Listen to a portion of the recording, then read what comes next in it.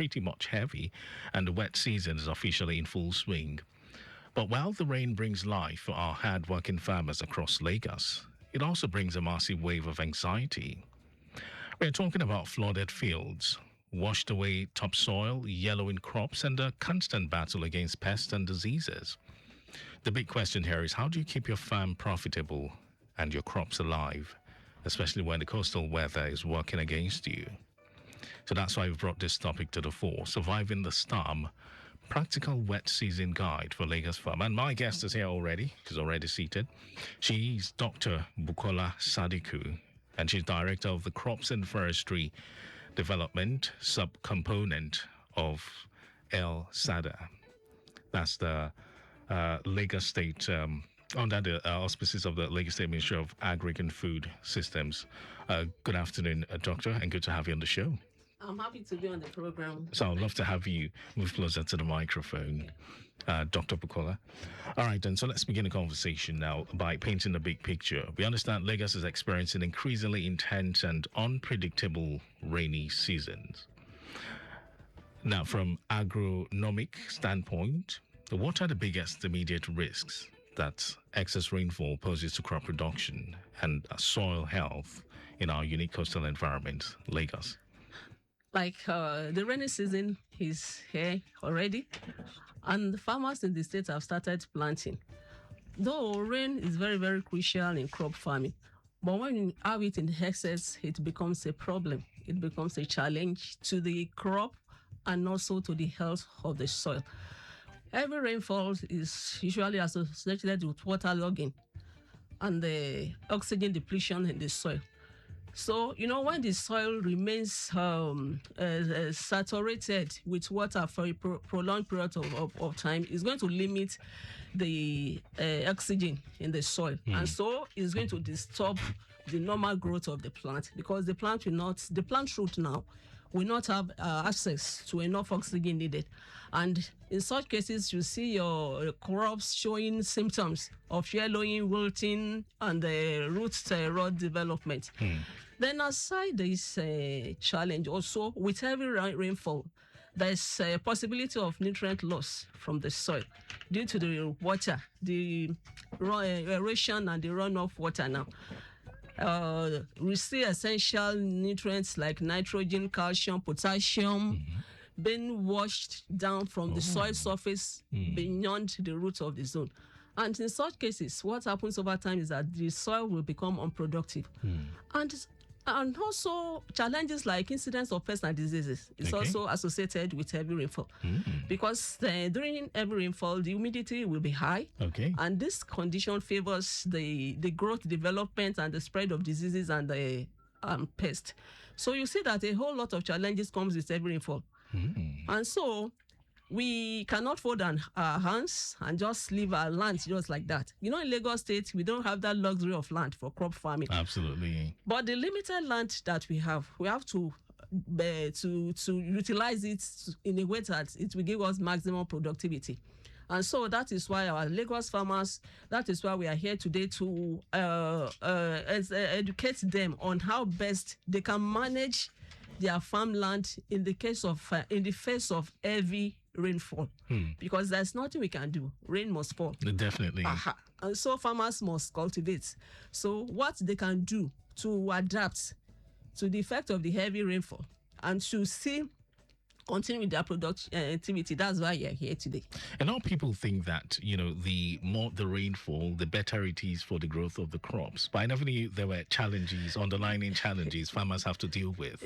Okay, before I let you talk about that, I'm joined by Adidiji Odulesi. He's a co-presenter on this program.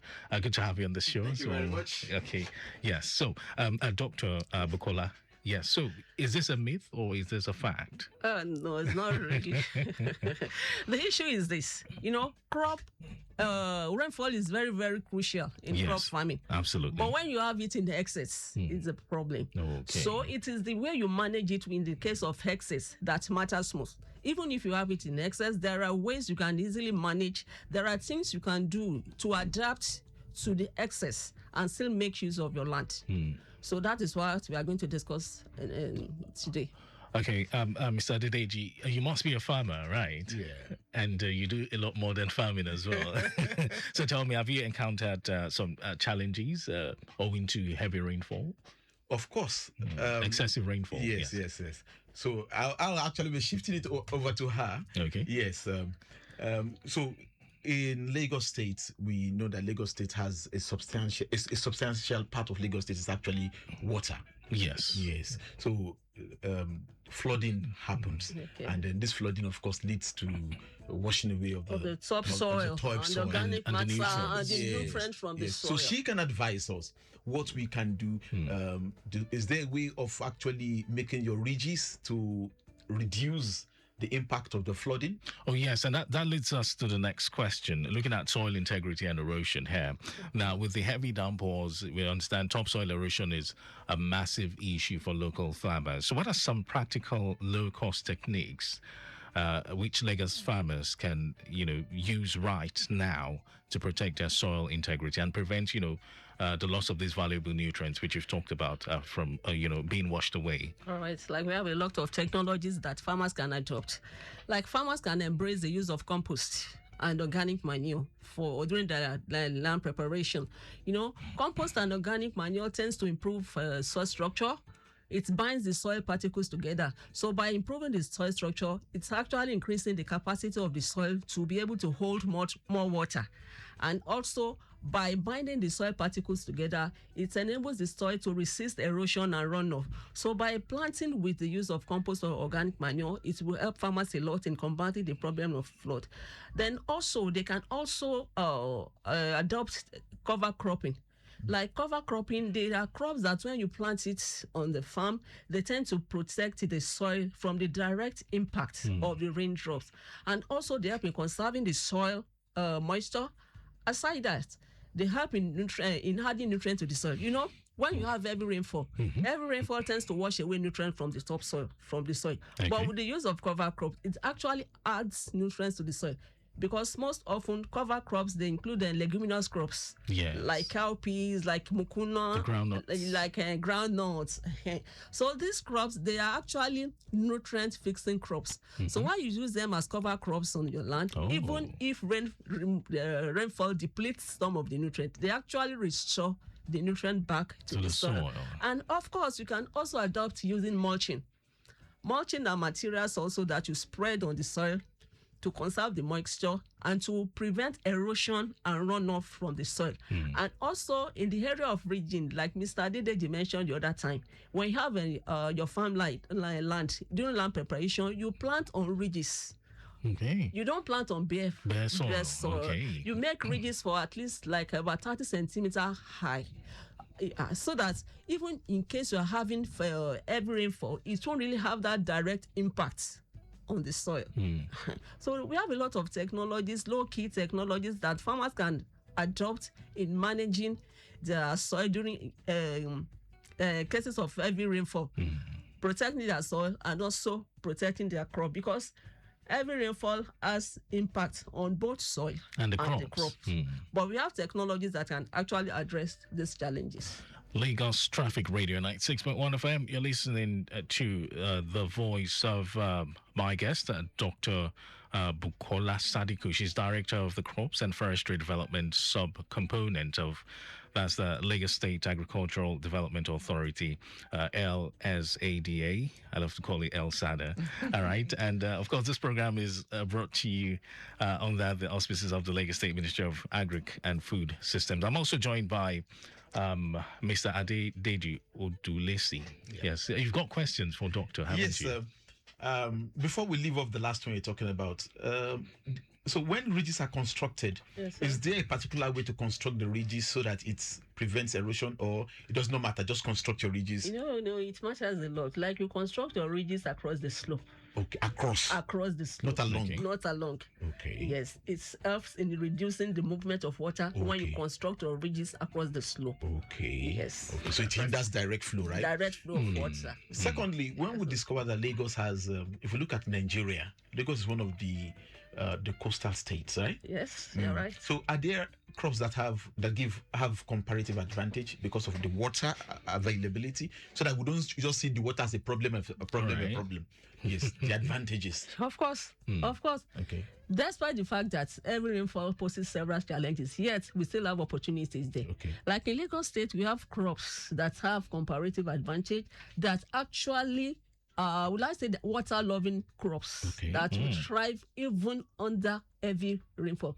Crops like rice. Oh, okay. Yes, you can cultivate your rice in flooded areas. Crops like sugar cane, even our leafy vegetables, our local vegetables, like yes, the ugu they and are the water-loving crops. And Lagos State has comparative advantage in terms of production of those crops. So it's not that because your farm is we are having heavy rainfall and we don't really have crops that we can plant in Lagos State. We have several crops. In fact, there are some that can grow on our soil. Yes, in fact, there are some varieties of cocoyam that thrives under flooded condition. So we can equally encourage farmers in the state to cultivate them. Well, Doctor, what would you, how would you classify our type of soil here in Lagos? Is it loamy? Is it humus? Is it, or we call it waterlogged soil? Waterlog is a function of excess water. Water, yes. When your field is submerged, then you say it's waterlogged. Not that it's a condition from the soil. Like Lagos State, predominantly we have sandy loam in Lagos State. So we have sandy loam. So, and that is why there's virtually, and in fact, I don't see anything you plant in this state that it won't survive. Yes, because I've seen. What about apples? I've seen people planting apple in Lagos State. I've seen people planting onions, planting carrots. You know, there's this belief that you can plant all those crops in the northern part of the country. But I've seen farmers in Lagos State going into onions production, carrot production, and they're doing very well. And they're thriving. Yes. Okay, so now let's look at the issue of waterlogging and drainage. Now, we understand that many farmers, many farming areas here in Lagos, especially around low-lying or coastal zones, suffer from severe waterlogging, which is no doubt. But the question is, how should farmers design, or let's use the word alter, their field drainage systems to handle sudden volumes of excess water without, destroying their beds? Give us, that tip. Before I answer that question, like if you are going into farming, and your area is prone to waterlogging or flooding, there are some precautionary measures that you have to take in place before you start cultivating at all. The first thing is that you have to, at LSADA, our extension officers, they work with NIMET. And from NIMET, they get information on rainfall pattern. So you need to have information on rainfall pattern in that locality where you are farming, so that you know how to plan your planting at all. Because if you are in an area that is prone to seasonal flooding now, you know that at a certain point in time, you don't do certain crop. Absolutely. So that is the first step you need to take. Then, if you know that you have issue of waterlogging, there's a way you can connect. You can have a drainage system for channeling excess water out of your farmland. It's possible we have flooding on the farmland. And most especially, do you even know that the flooding we have in Lagos State is you can even classify it as flash flooding. It's not a permanent thing. So most often, 2-3 days after heavy rainfall, everything goes off. So in such a case, it's just drainage on the farm to channel the excess water out of the farmland. At that particular time, you are experiencing the flooding, just to channel it out from the farm. Then there's this technology too that our farmers are now adopting to, the use of water harvesting. When they have excess water on the farm, they harvest it for future use. Okay. So you can also adopt such system when you are having a flooded farmland. So to me, flooding in Lagos State, in Lagos State farmland is not really a big issue that farmers cannot address. So it's flash floods, flash floods. Yes, that brings us to an interesting question. Okay, before I let you, Mr.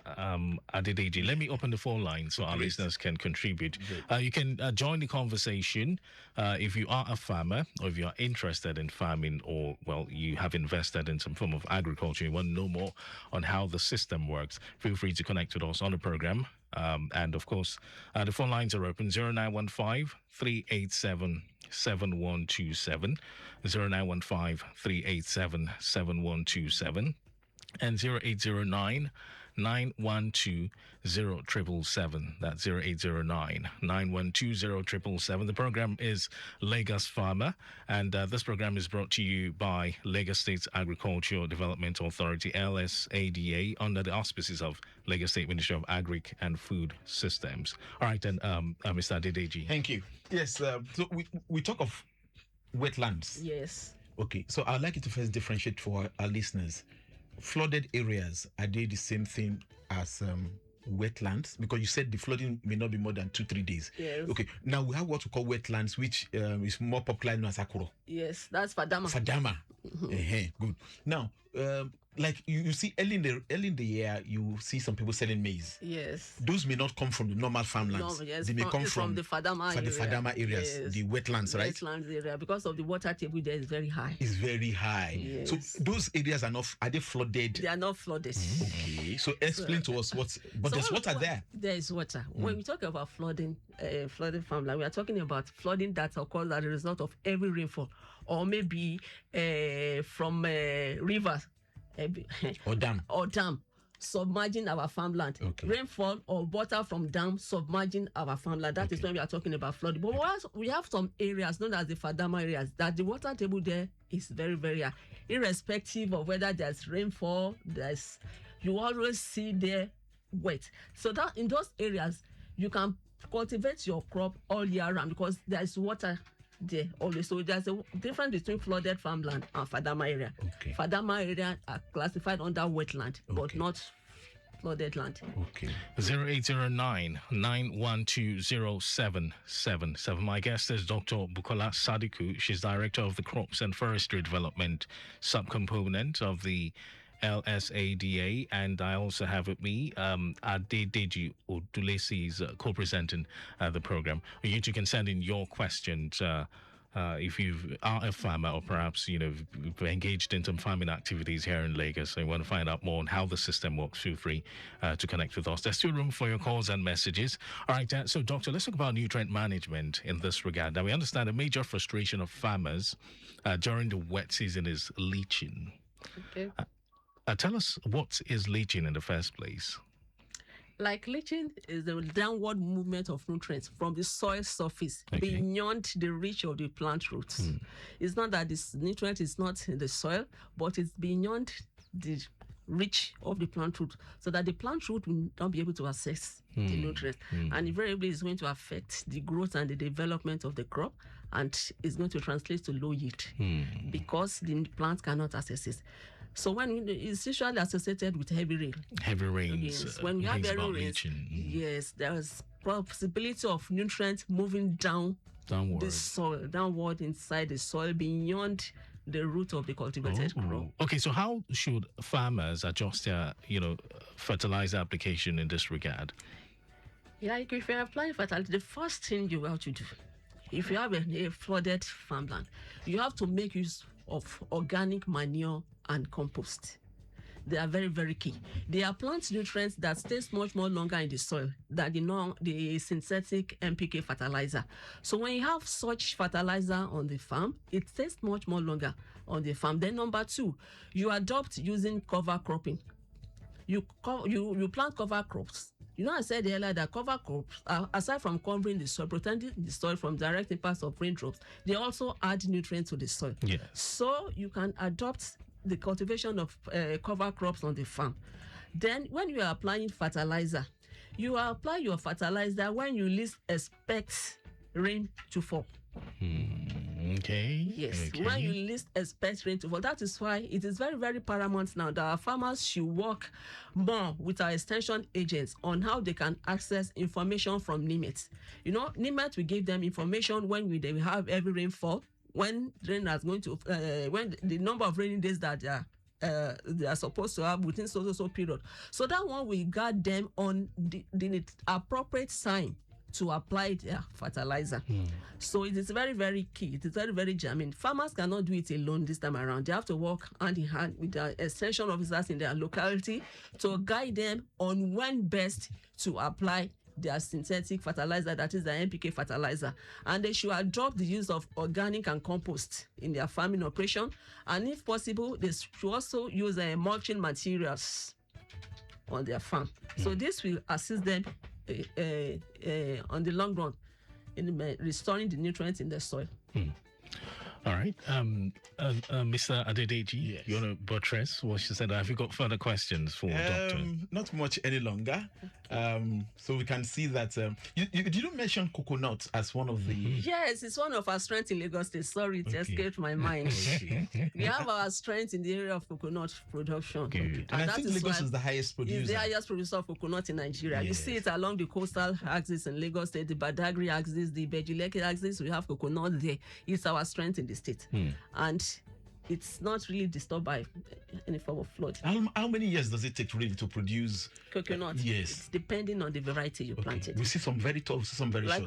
We have the dwarf variety, we have the hybrid variety, and we have the tall variety. Okay. So for the dwarf variety, within 3 to 5 years, you start fruiting. Okay. Then hybrid to anything 5-7 years, you start harvesting. But for the tall variety, that one's around 15-20 years. Who's going to wait for that?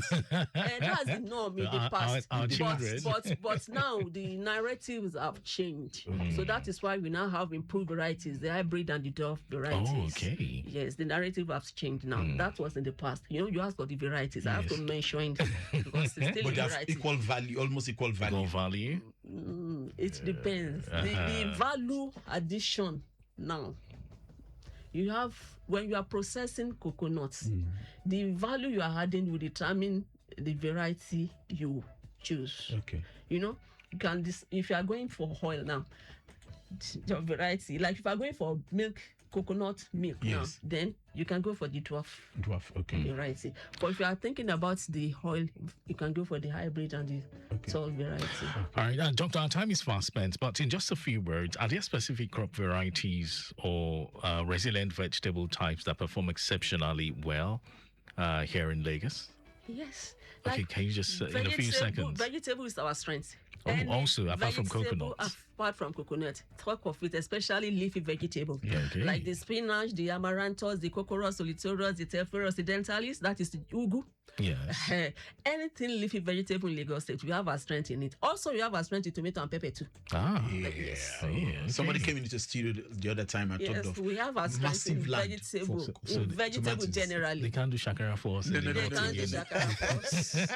All right. It's been pretty much enlightening and interesting having this conversation with you, Doctor. Thank you. Yes, thank you so much for coming on board the program.